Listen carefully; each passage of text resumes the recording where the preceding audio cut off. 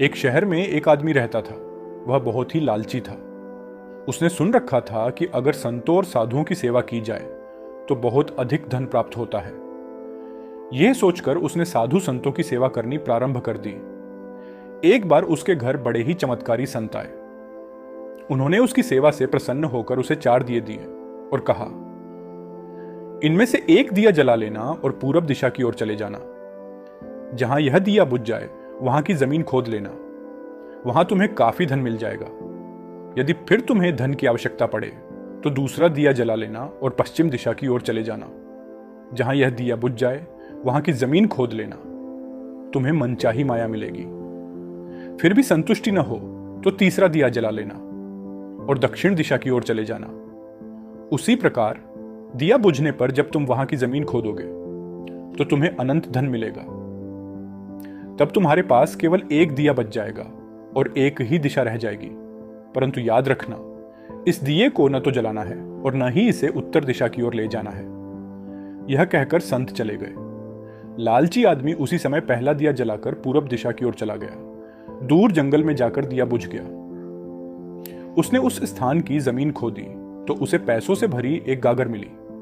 वह बहुत खुश हुआ और सोचने लगा, इस गागर को फिलहाल यहीं रहने देता हूं, बाद में ले जाऊंगा।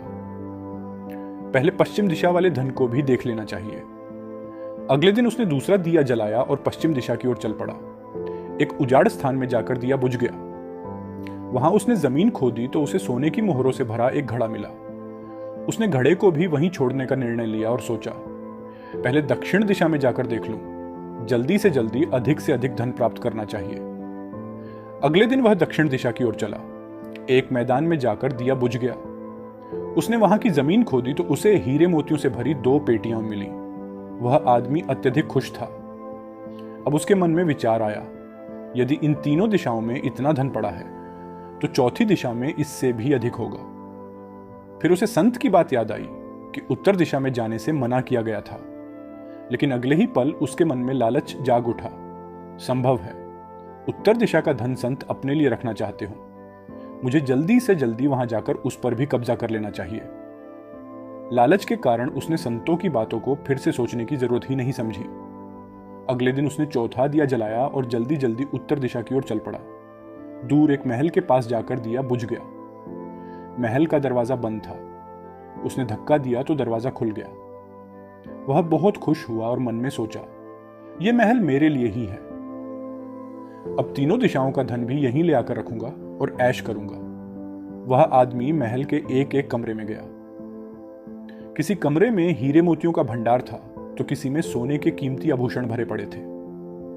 अन्य कमरों में भी अनगिनत धन दौलत थी। वह आदमी चकाचौंध हो गया और अपने भाग्य की प्रशंसा करने लगा। थोड़ा और आगे बढ़ने पर उसने एक कमरे से चक्की चलने की आवाज सुनी। अंदर जाकर देखा तो एक बूढ़ा व्यक्ति चक्की चला रहा था। लालची आदमी ने उससे पूछा, तू यहां कैसे पहुंचा? बूढ़े ने कहा, ऐसा कर, तू जरा चक्की चला, मैं सांस लेकर तुझे सब बताता हूं। लालची आदमी ने चक्की चलानी शुरू कर दी। बूढ़ा हंसते हुए चक्की से हट गया। लालची आदमी आश्चर्य से उसे देखने लगा और चक्की बंद करने ही वाला था कि बूढ़े ने चेतावनी दी, ना ना, चक्की बंद मत करना।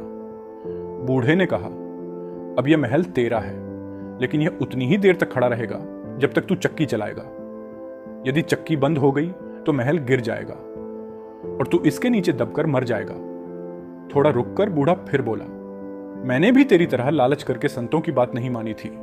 मेरी सारी जवानी इस चक्की को चलाते हुए बीत गई। लालची आदमी यह सुनकर रोने लगा और बोला, अब मेरा इस चक्की से छुटकारा कैसे होगा?